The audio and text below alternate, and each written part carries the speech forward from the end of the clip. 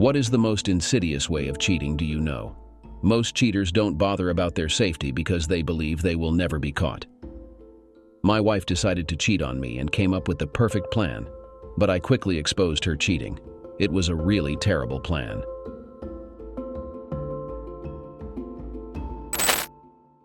I stood next to the wide boardroom table with my wife Sharon seated opposite me. We both worked for the same food company, she as the deputy director of production and I as the legal advisor. My role was to keep the company out of legal trouble. It wasn't a full-time position. I was brought in when crises arose or were imminent, along with some preventative tasks. The rest of the time I worked for Smith, & Jones, a local law firm. I smiled at Sharon. I had identified a trend in the U.S. that without a doubt would eventually reach our small island, so I wanted to be prepared. The CEO signaled for me to speak, approving an idea I had previously discussed with him. We both agreed it was a good plan. Although I'd been considering it for a while, I needed to expedite my efforts. Our group of companies is highly respected. We are a family-owned business with strong family values, and during the economic downturn, our production of more affordable food items had gained us significant support.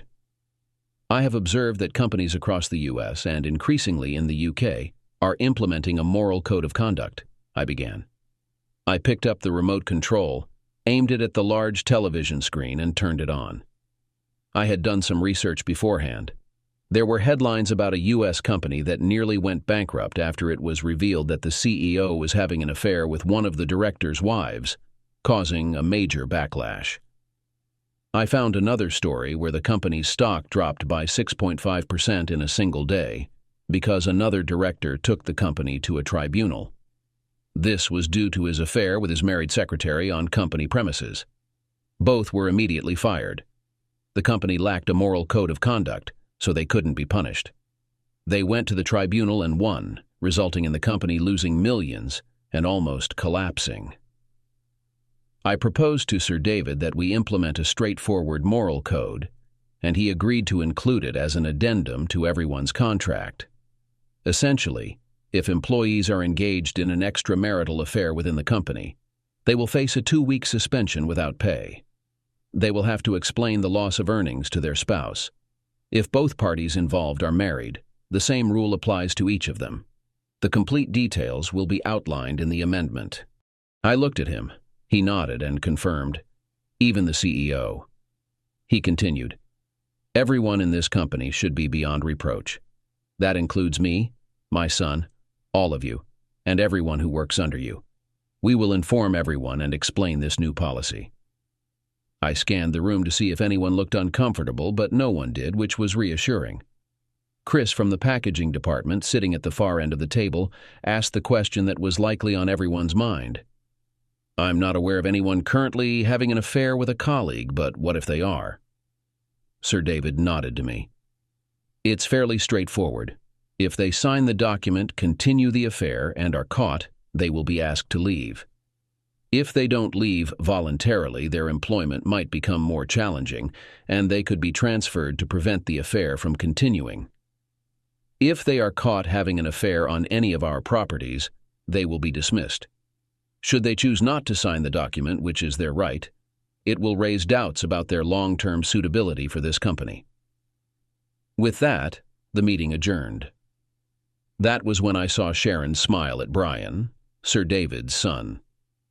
Sir David was a genuinely nice man, having been knighted for his charitable works.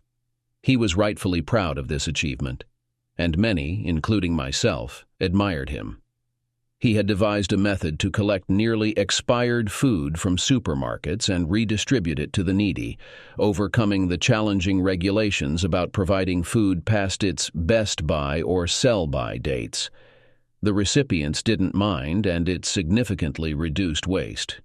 He also managed to persuade other food manufacturers to adopt a similar practice. I suspected that Brian had been pursuing Sharon for a while. Being the boss's son, he felt he had some extra leeway. However, I believe his father's recent speech put a stop to that. That was my intention, though I wasn't convinced I was completely in the clear yet. It seemed he had been discreetly pursuing many of the women since he returned from working at our other factories. He had been rotating through different locations, spending a few years at each to understand the business operations.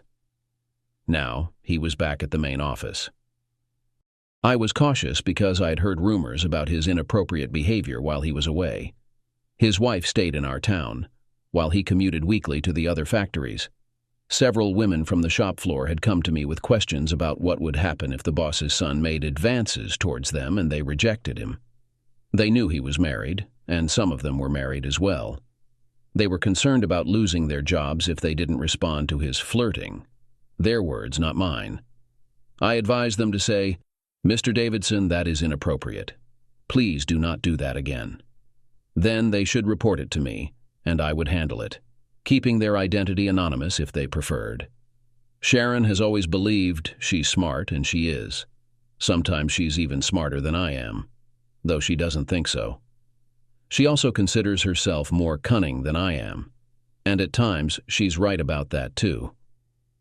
I let her believe it. But I still don't fully trust her. In my line of legal work, I've had to engage in some less than ethical practices, so I'm quite adept at covering my tracks. I reached out to one of my contacts who discreetly did some work for me, and I managed to clone Sharon's phone. Sharon and I have been married for 7 years and have known each other for 9. We met just after I graduated from university when I was working as a lowly clerk in the law firm, where I still were. She needed help with some inheritance issues, and since it was a routine task, it fell to me. She was very charming, and I was smitten with her from the moment we started talking. I was drawn to her neat bob haircut, her adorable smile, and her bright blue eyes. She dressed smartly and had an air of sophistication. I was captivated by her right away. I thought she was out of my league, but I asked her out anyway, and was surprised when she said yes. She had been a bit flighty in her younger days, but had since settled down. I had been the same way when I was at university. After 2 years, we got married and were happy. We decided not to have children just yet, although Sharon loved kids and looked forward to becoming a mom in a few years. For now, we enjoyed our holidays and fancy cars. We planned ahead and decided which room in our house would be the nursery. It was a large room because twins ran in her family, and she hoped it would happen to us. The lawyers I worked for appreciated my work. It seemed I occasionally took risks but knew how to handle them. That's how I ended up working part-time for the same company as Sharon. The lawyers rented me out on an as-needed basis. Everything was fine until Brian showed up. Yes, they had a fling before they both got married. A cute junior manager and the boss's son. It was bound to happen. I didn't hear it from them, though. They kept it quiet. But there's always gossip in any company. I could almost understand why she got involved with me. I resemble Brian a bit. Some people even thought we were cousins. We both had the same build and height, and our hair looked similar when I let mine grow long. From a distance, we were often mistaken for each other. However, I noticed the way she looked at Brian and how he looked back at her, which caused me some concern. Although I kept a close watch, I couldn't find anything wrong. It was just those subtle glances, sometimes accompanied by a smile as if they were sharing a secret. Being a lawyer, I've heard all the stories of cheating spouses, so I knew what to look for. I saw nothing, and I hoped the new moral code contract would prevent anything inappropriate from happening. Since Brian appeared, she had regained some of her liveliness in the bedroom. We were never dull together, but she brought back the excitement of our early days. I kept an eye on her messages. There were a few texts from Brian. Not many, and nothing inappropriate. However, he wrote things like, "Your smile brightened my day." While it was true that her smile did brighten everyone's day, the 3 little crosses he added afterward bothered me. I couldn't let Sharon know I had seen that message. She replied with, "Stop it," and a giggling emoji. He responded with a winking emoji. That was enough to raise warning signals for me. I needed to keep an eye on this. That night at dinner, I almost gave myself away. I asked her, You're spending a lot more time with Brian than you did with John before him. I hope you're not getting too close and comfortable with your old boyfriend. He is married, you know." She didn't hesitate.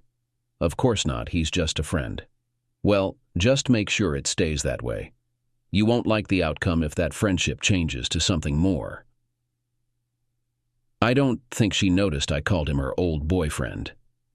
I would have to be careful not to do that again. With that, I got up and walked away, leaving her to clear the table, something we usually did together. I glanced back. She was just sitting there with her mouth hanging open. When she came into the lounge after tidying up, she looked a bit crestfallen. It seemed like she had been waiting for me to ask something, and she had a ready answer. But I had shown her that I wasn't fooled.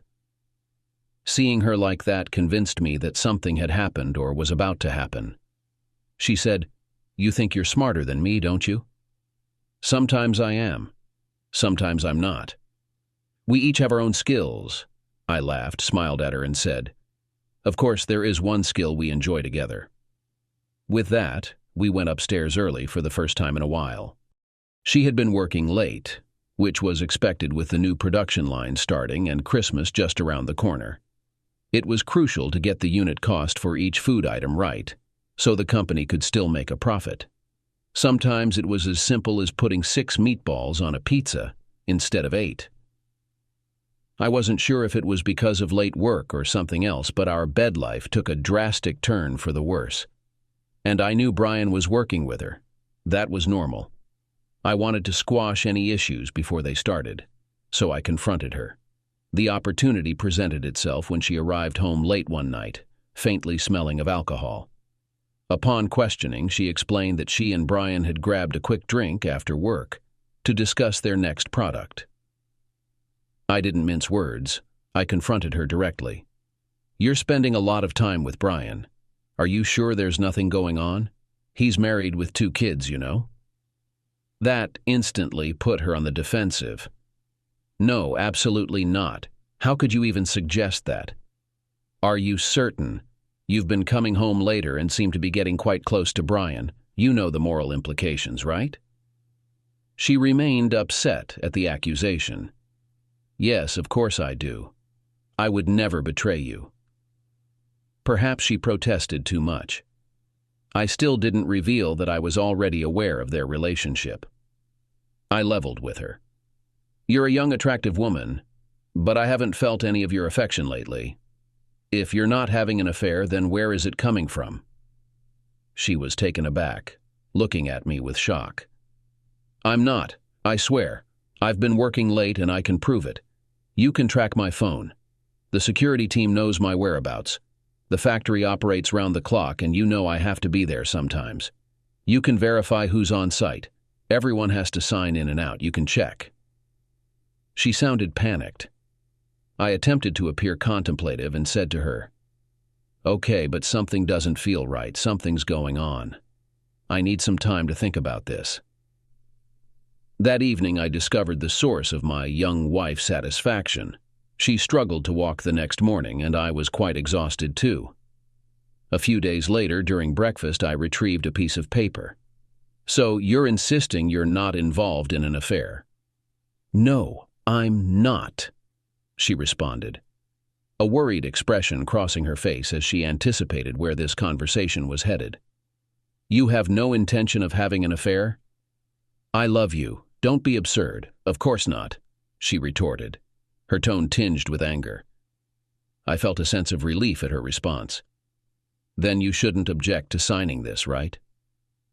I slid the paper across to her. It was a postnuptial agreement. I anticipated some resistance, but she understood my thought process. She read it, and it was straightforward.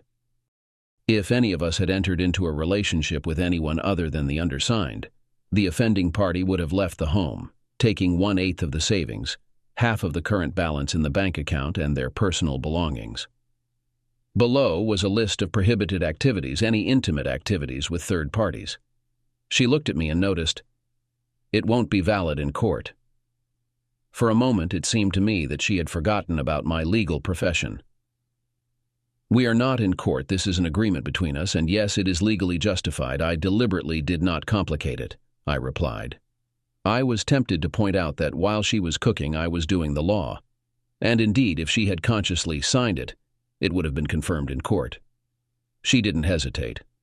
When she saw my signature, she added her own. That's when I disclosed to her that I recognized her and Brian from before. When I inquired about it, she reassured me, "It was all in the past. Don't fret, darling. You're my sole focus now." "Why keep it from me?" I pressed. "It was ages ago, before we even crossed paths. It's not a secret. It just never came up. That's all." As a jab, I quipped, "So, if you hook up with Brian now, you'll lose your home, your job, your car, plus about 250 grand, give or take." That caught her off guard, making her briefly pale and shake her head. It was time to stay vigilant. I monitored her phone daily. Not long after, I stumbled upon the text she sent to Brian. "Pete suspects something is up. He insisted on a postnup. He wouldn't do that unless he had suspicions. We might need to call it off." Brian replied confidently, "He can't stop us. It's foolproof. It's so straightforward. Even if we're caught, it'll look like his doing. No one will believe him. And if he tries anything, he'll just make himself look like a fool." "Don't badmouth him. I love him. This is just a one-time thing, like the old days when we used to sneak around," she defended. "You just want to get one over on him, don't you? And you're using me to do it," Brian texted. "Maybe," she replied. He responded with a smiling emoji. No complaints from me. So the only thing on the horizon was the company Halloween party. They exuded such confidence that they believed they could execute their plans without any repercussions. The only communication I received from them was to arrange meetings at various locations within the building where they were never alone. These rendezvous typically took place in either the office or the cafeteria, where they would engage in conversation, which wasn't uncommon. She oversaw production, while he managed the factory. Then on Friday afternoon, I received a message from Sharon's phone. "I've got the costumes." That was the extent of the communication. We were scheduled to attend the factory Halloween party the following Saturday. Since the factory would be bustling with Christmas preparations, Halloween was chosen as the ideal time for a company gathering. Although it required some coordination to shut down the factory for a day, I believe the maintenance team managed to accomplish a lot. We had participated in similar events in the past, and usually I selected my own costume. However, this year, Sharon made the choice for me. The party was typically enjoyable. Management typically rented their costumes, while the workers on the floor often crafted their own, some of which were quite impressive. I grew a bit apprehensive when I saw my costume. It was a cowboy ensemble complete with a hat, shirt, waistcoat, chaps, and a holster with a water pistol. She even included cowboy boots. While that was fine, what concerned me was the Lone Ranger-style mask and a full beard that accompanied it. I feared it would obscure my identity entirely. I might even need to lift the beard to drink beer. A straw might be necessary. We dressed up for the party, but my senses tingled when Sharon did something peculiar. She slipped a pink handkerchief into the breast pocket of my vest and toyed with my hat. She wore a PVC Catwoman catsuit I hadn't seen before, complete with whiskers, ear headband, stunning cat-eye makeup, and a tail. Our bedroom antics sometimes bordered on risque. The zipper ran from her neck all the way down to the small of her back, where the tail protruded. I drew the line at her donning thigh-high boots and a leather waspy. That would have revealed too much. She accessorized with a small black handbag on a gold chain, the kind women use for their phones, and a bit of makeup. I attempted to be a bit mischievous, hoping for a quick moment together. She exuded irresistible allure, and I yearned for her company, but she chuckled and suggested we wait until we were back home. Anyhow, fully alert, we proceeded to the hotel where the company had reserved the ballroom and a coat check area. To my surprise, upon arrival, I discovered Brian wearing the exact same attire as me. We all shared a hearty laugh about the coincidence, joking about how easily we could be mistaken for each other. It didn't take me long to discern their scheme. I saw through their plan immediately. What troubled me was how she would differentiate between us.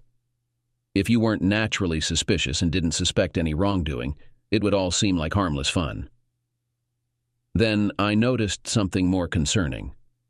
He also sported a red handkerchief in his breast pocket, and his hat mirrored mine. It struck me as odd until I realized his hat feather was on the opposite side. That's when I understood their scheme.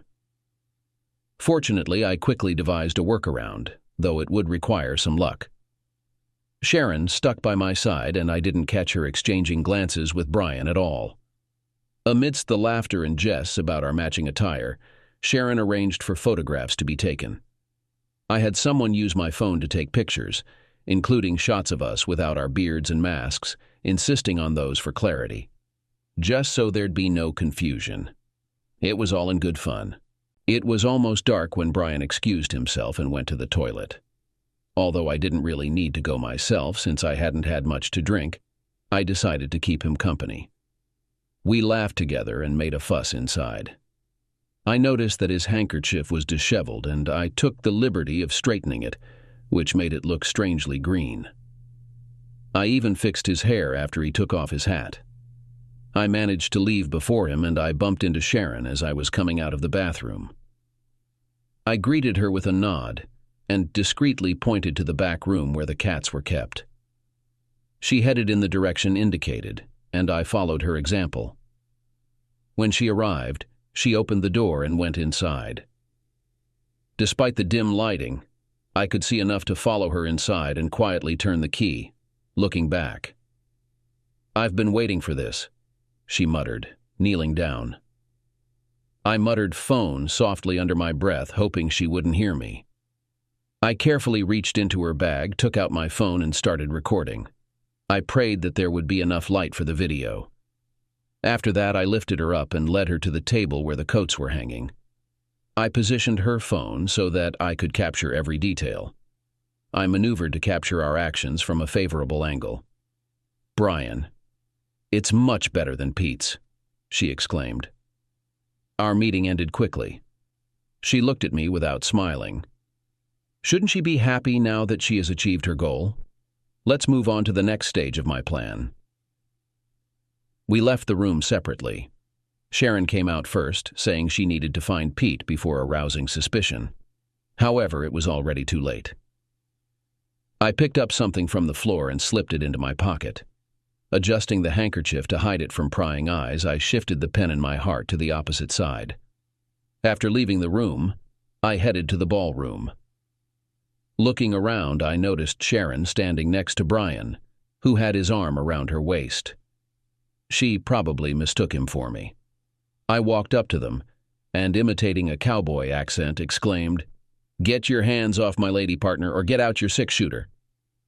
Imitating the shooter's pose that I saw on TV, I continued, "Reach for it." We were standing just a few feet apart. A chuckle escaped me, though muffled by my beard. Brian laughed in response and, repeating my stance, shouted, "It's a draw." We both participated. He was quicker, but I had better aim. He ended up drenched, while I had red wine loaded in my water pistol. I managed to hit him right in the heart using the top pocket of his waistcoat as a target. It was quite a sight, and everyone burst into laughter. I approached him, spun him around until his hat flew off, adding to the confusion. Removing his waistcoat revealed it soaked in red wine. Then I unmasked both Brian and myself. I believe everyone, including Sharon, was bewildered. That was my intention, at least. After the excitement settled, Sharon stuck close to me, constantly linking arms and smiling up at me. I couldn't help but wonder what was amusing her. Perhaps she was just reveling in her own cunning, thinking she outsmarted me. We'll find out come Monday morning. As the evening wound down, it was time to head home. We hadn't indulged too much since Sharon had worked the next day, making sure the ovens were ready for Christmas production. We called a taxi and the female driver was quite taken aback when Sharon emerged from the hotel. Not a bad reaction at all. When we got home, she whispered to me, "Let's go to bed." I couldn't decide whether to feel disappointed from my previous performance or grateful. When we were a few steps up the stairs, I asked where her tail was. She didn't seem to know about his absence.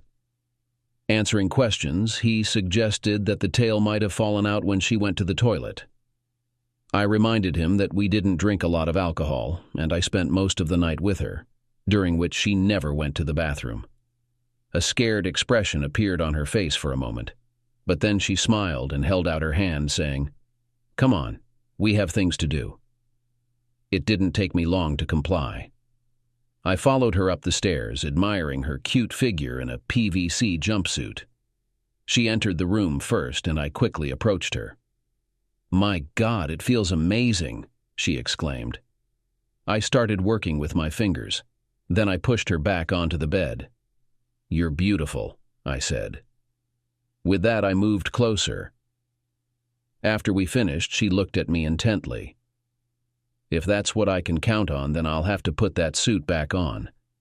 It was probably the best intimacy of my life. After taking a quick shower, she collapsed into bed next to me. The next morning, I woke up early, grabbed her phone, and transferred the video recorded last night to my phone. She had to go to work, but we had breakfast together. When we were sitting there, everything seemed so pleasant. She smiled at me, took my hand, and seemed unable to stop touching me, perhaps impressed by our night together. While she was at work, I edited photos, videos, and audio recordings. I also uploaded some photos from social media. This would have been an occasion for an interesting conversation on Monday morning. She came home in the evening and bought some takeaways, in particular the pizza they cooked at work. Despite the slight inconvenience, she happily ate 10 meatballs washed down with a bottle of wine. She was friendly, and I couldn't tell if she was impressed by my actions last night, or if she was just happy with her dominance. We fell asleep. She was lying with a smile, radiating happiness. On Monday morning, I anxiously waited at the front door for Sir David's arrival, which was a sign to him that something was wrong.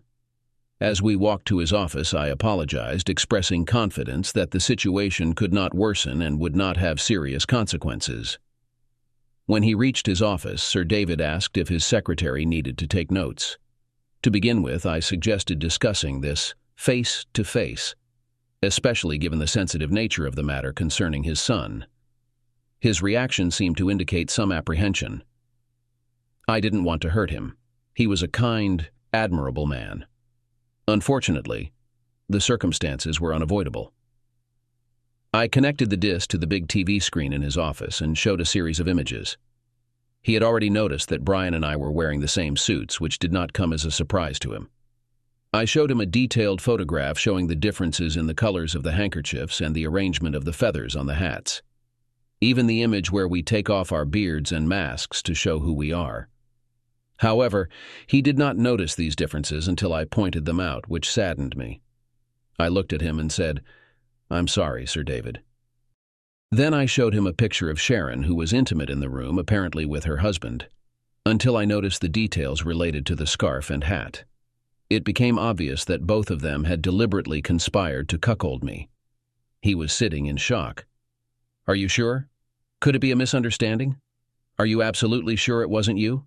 Of course not. You wouldn't have overlooked something like that." I apologized and turned on the video of the meeting with Sharon, rewinding it in accelerated mode so that he would surely hear the audio clip. The impoverished man sat there weeping, evoking a deep sense of sorrow within me. However, I believed it was necessary. This matter could likely be resolved discreetly between us. If Brian had succeeded with one of the other married women in the workplace, it could have led to chaos. So, despite the pain it caused, I considered this approach to be the best course of action. Sir David composed himself and urgently summoned Brian and Sharon through his secretary. He instructed me to display the image from when we raised our beards and masks to identify each other. They entered the room with evident apprehension. Upon seeing the screen, Sharon seemed to grasp the situation while Brian appeared utterly bewildered. Sir David reiterated much of what I had said, emphasizing the significance of the hats and handkerchiefs. He then directed me to the area in the room with the coats. Despite tears in his eyes, he asked me to pause and pointed out Brian's hat and handkerchief, indicating that this was evidently a premeditated scheme. He warned that if they were caught, everyone would assume it was me. Brian stood frozen, mouth agape as Sharon wept. She stuttered that they couldn't be fired since it was in a hotel, not on company premises. I countered, explaining that we had rented the entire ballroom, including the coat area, thus constituting a company site as long as we paid for it. Sir David concurred. Sharon collapsed in tears, ignored by everyone. Brian remained motionless, his jaw hanging open, shaking his head. "Oh God, it wasn't me, Dad. I swear. I didn't do it," he muttered. But Sir David interjected accusingly. "You and Sharon schemed this, didn't you?" Brian halted, gazing at his father. "Yes, but it never occurred. That wasn't me." "If you have the red handkerchief and the feather on the right side of your hat, you're caught," Sir David stated, then added quietly, "Leave, both of you. Go home while I resolve this mess." Brian left alone, Sir David assisting Sharon to her feet and towards the exit, where his secretary took over. I didn't know where she went. Sir David turned to me. "What now?" "It's your call, sir, but I'll be divorcing Sharon," I replied. He appeared to compose himself. He informed me that he had heard rumors about Brian's activities while away, which partly led him to agree to the moral clause contract in hopes of putting a stop to it. However, he hadn't found any evidence to support the rumors, and no one had come forward to lodge a complaint. He mentioned his intention to terminate the employment of anyone breaching the moral clause, which meant they both had to be let go, but discreetly.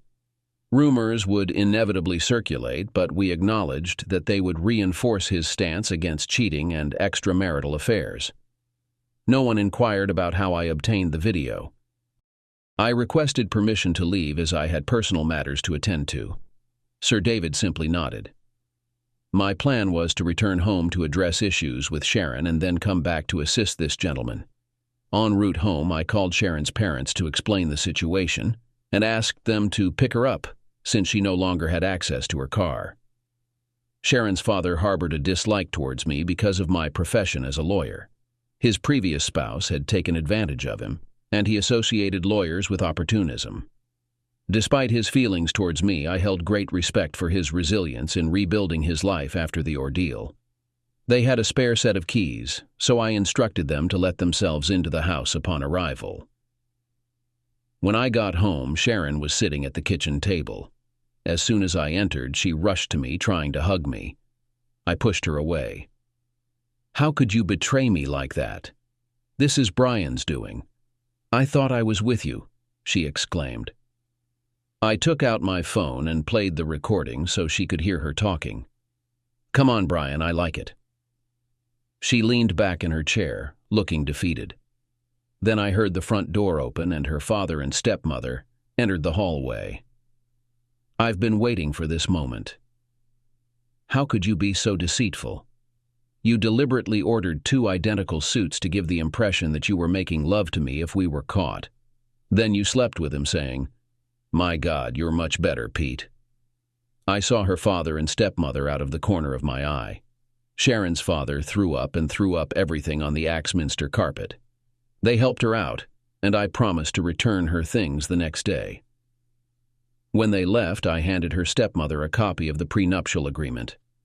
Later that day, I met with my company's family lawyer. It was his responsibility to resolve these issues. I went to see Sir David, who was doing well. After knocking on his door, he invited me in. He was on the phone with Brian, who still insisted on his innocence. Sir David asked him to prove it by giving all the evidence and Sharon's own words.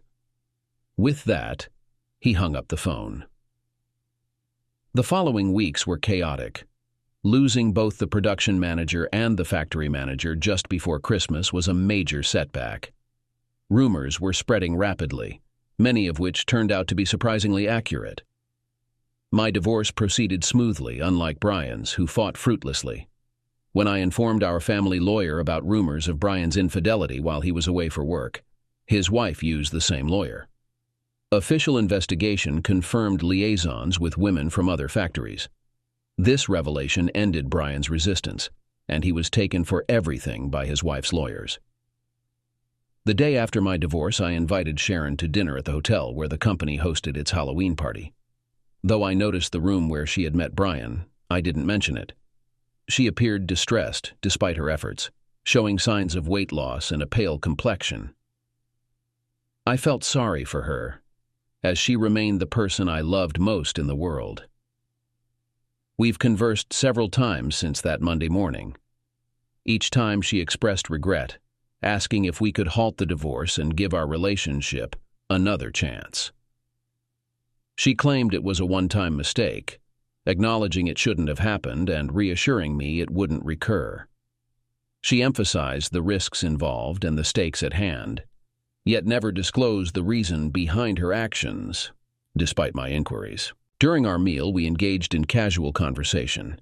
She mentioned her job as a deputy production manager at a bread factory in the neighboring town, describing it as monotonous with no sense of challenge due to the repetitive nature of the work. I refrained from discussing Sir David's company or Brian's recent divorce and employment at a subsidiary in Ballymena. Instead, I briefly touched upon my own professional endeavors. Following dessert, I reached for her hands across the table, leaning in as I asked, "Please, just explain why." She met my gaze with sorrowful eyes. "I simply wanted to assert myself to prove I was as intelligent as you. But there are times when you outshine me. You're a lawyer, I was just a food production manager. It doesn't carry the same weight or intellect." "My dear," I reassured her, giving her hands a gentle squeeze, "you sustain life while I sometimes create chaos. Your work is far more significant than mine, requiring a type of intelligence I lack. I couldn't do what you do even if given ample time."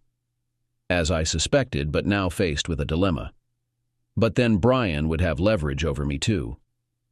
Brian wasn't a concern. He couldn't risk exposing our involvement. One of the single girls confided in me about her fling with Brian since the contract change. She provided evidence. Brian can be foolish at times. I made it clear that if he ever breathed a word, I would reveal everything to Sir David. I believe Brian sought to challenge you and the company to convince himself he was superior. But he's not as clever as he believes, is he? I shook my head.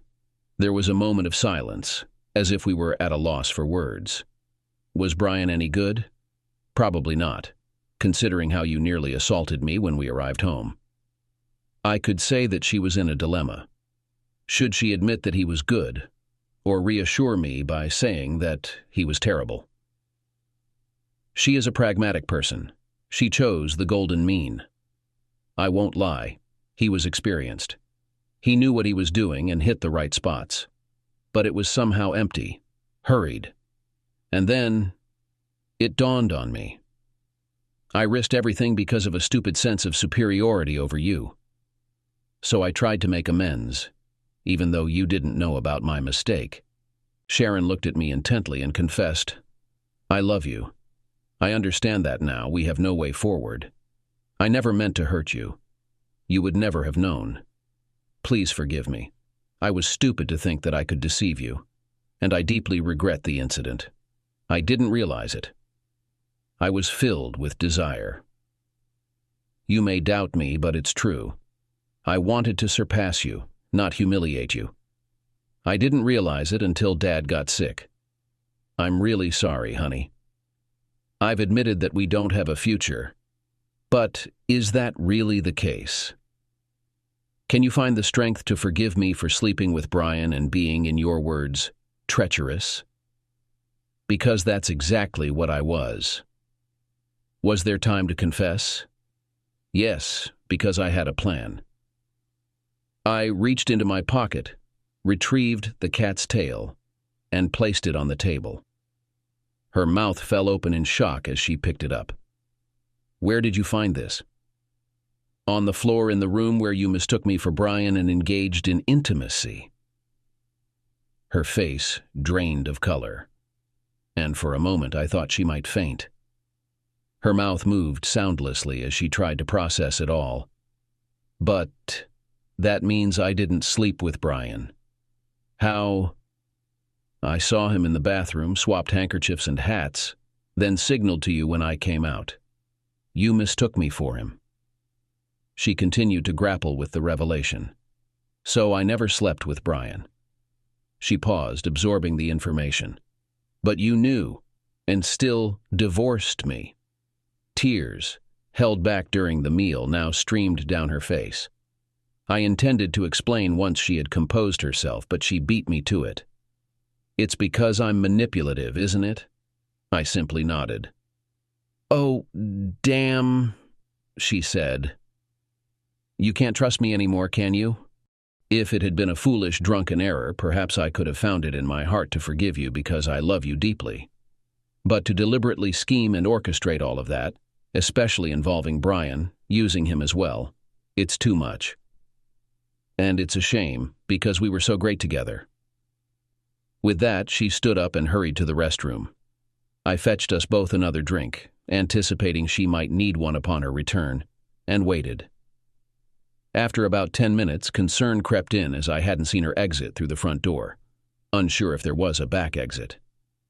I asked a waitress to check on Sharon's whereabouts, expressing my worry.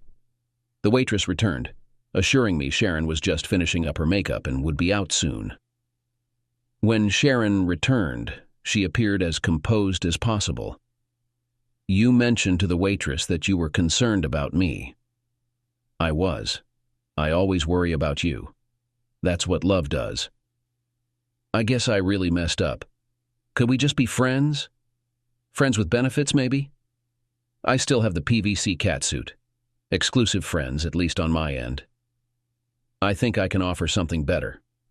I love you, and I always will. I promise to make love to you, to be with you, to take care of you. But I won't marry you or have children with you. However, if there's even a hint of another deceitful episode, you're out the door for good. That's the deal. Take it or leave it. She reached out, clasped my hand, and gazed directly into my eyes. I vow to be the finest partner a man could wish for.